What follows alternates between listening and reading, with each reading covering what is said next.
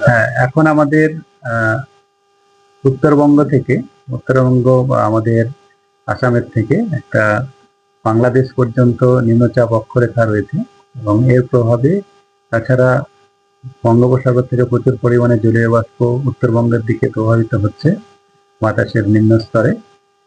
এর জন্য আগামী দুদিনে বা তারপরেও আহ, বলা যেতে পারে 13 থেকে 17 তারিখ পর্যন্তই উত্তরবঙ্গে আমাদের আহ, বজ্রবিদ্যুৎ সহ বৃষ্টিপাতের সম্ভাবনা উপরের 5টা জেলাতে বেশিরভাগ দিনই অনেক জায়গাতেই হওয়ার সম্ভাবনা রয়েছে। যেমন আগামী 24 ঘন্টাতে উপরের 5টা জেলাতে প্রায় সব জায়গাতেই আহ, বজ্রবিদ্যুৎ সহ বৃষ্টিপাতের সম্ভাবনা রয়েছে।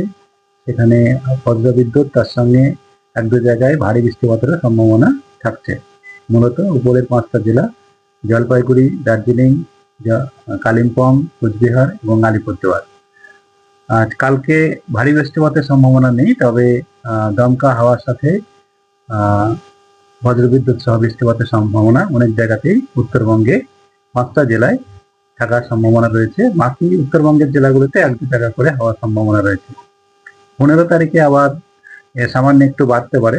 যেমন আমাদের উত্তরবঙ্গের 5টা জেলার সঙ্গে সঙ্গে নিচের উত্তর দক্ষিণ দিনাজপুর, মালদা জেলাতেও কয়েক জায়গাতে আর বৃষ্টিপাত হওয়ার সম্ভাবনা, ঝোড়ো বাতাস সহ 40 থেকে 50 কিলোমিটার পর্যন্ত যেতে পারে সর্বোচ্চ। আর 16 তারিখে একটু বাড়তে পারে। 16 তারিখে আবার ভারী বৃষ্টিপাতের সম্ভাবনা রয়েছে উত্তরবঙ্গের 5টা জেলার মধ্যে। 17 তারিখে আবার একটু কমবে। 18-19 তারিখে আবার আরো কমে যাবে। এই হচ্ছে উত্তরবঙ্গের আমাদের মূলত পূর্বাভাস। উত্তরবঙ্গেই আগামী কয়েকদিনে প্রভাবটা বেশি থাকবে। আর দক্ষিণবঙ্গের জন্য যেটা বলা হয়েছে, সেখানে দক্ষিণবঙ্গে আগামী দুদিনে, মানে আজকে আর কাল 13 আর 14, এই দুদিনে বেশিরভাগ জায়গাতেই শুষ্ক আবহাওয়া থাকবে। স্থানীয়ভাবে 1-2 জায়গায় কয়েকটা জেলাতে, মূলত বীরভূম, মুর্শিদাবাদ, নদিয়া, ঝাড়গ্রাম এবং পশ্চিম মেদিনীপুর, এই জেলাগুলোর মধ্যে 1-2 জায়গায় স্থানীয়ভাবে কিছুটা সম্ভাবনা রয়েছে। তবে মূলত শুষ্ক আবহাওয়া আজ আর কাল থাকার সম্ভাবনা রয়েছে। তবে 15 তারিখে আবার আমাদের দক্ষিণবঙ্গের জেলাগুলোতেও বজ্রবিদ্যুৎ সহ বৃষ্টিপাতের সম্ভাবনা রয়েছে। দমকা হাওয়াও 40 থেকে 50 কিলোমিটার পর্যন্ত সর্বোচ্চ যেতে পারে। মূলত আমাদের পশ্চিমের জেলাগুলোতে বেশি সম্ভাবনা থাকবে। পূর্ব পশ্চিম বর্ধমান, পুরুলিয়া, বাঁকুড়া, বীরভূম, মুর্শিদাবাদ, নদিয়া, এই জেলাগুলোতে বেশি সম্ভাবনা। বাকি জেলাতেও বিক্ষিপ্তভাবে 1-2 জায়গা করে বৃষ্টিপাত হওয়ার সম্ভাবনা রয়েছে বজ্রবিদ্যুৎ সহ। এটা 15 এবং 16 দুদিনেই থাকবে। 17 তারিখে থাকবে কিন্তু একটু কমবে। 18-19 আবার কমে যেতে পারে। তবে হালকা কিছুটা বিক্ষিপ্তভাবে থাকবে।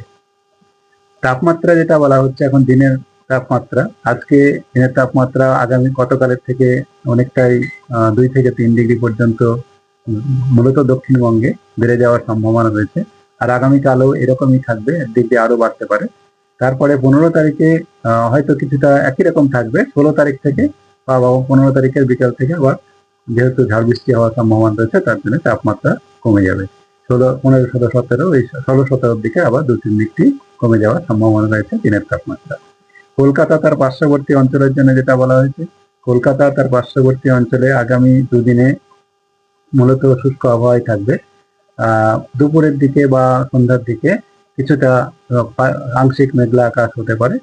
তবে মূলত শুষ্ক আবহাওয়া শুষ্ক থাকার সম্ভাবনাই থাকছে। তাপমাত্রা কলকাতাতে আজকে বেড়ে 30-33-এর কাছাকাছি সর্বোচ্চ হতে পারে, এটা স্বাভাবিকের কাছাকাছি। তবে গত 2-3 দিনে তাপমাত্রা কম থাকার জন্যেই আমাদের অনুভূতিটা একটু বেশি হবে। তার জন্যে 33-এর কাছাকাছি যাওয়ার সম্ভাবনা রয়েছে। কালকেও 33 থেকে 34-এর মধ্যে মাঝামাঝি থাকার সম্ভাবনা। 15 তারিখেও 32-33, তারপরে আবার একটু কমতে পারে। আর তারপরে একই রকম থাকার সম্ভাবনা রয়েছে। আর কলকাতাতেও 15, 16, 17 ওই সময়ে বজ্রবিদ্যুৎ সহ বৃষ্টিপাতের সম্ভাবনা থাকছে।